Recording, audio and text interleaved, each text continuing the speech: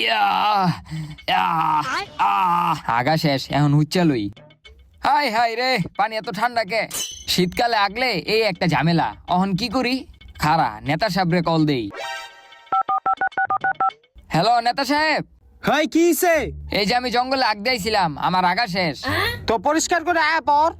আরে পরিষ্কার যে করমু, পানি তো অনেক ঠান্ডা, হাত দা ধরনি যেতেছে না। তো শীতের দিন পানি তো ঠান্ডা থাকবই, এটা লইয়া কি আমারে ফোন দেওয়া লাগে? আমি কি করবো এই জায়গায়? আমার একটু পিছন দা, আপনি পরিষ্কার করে দিয়া যান।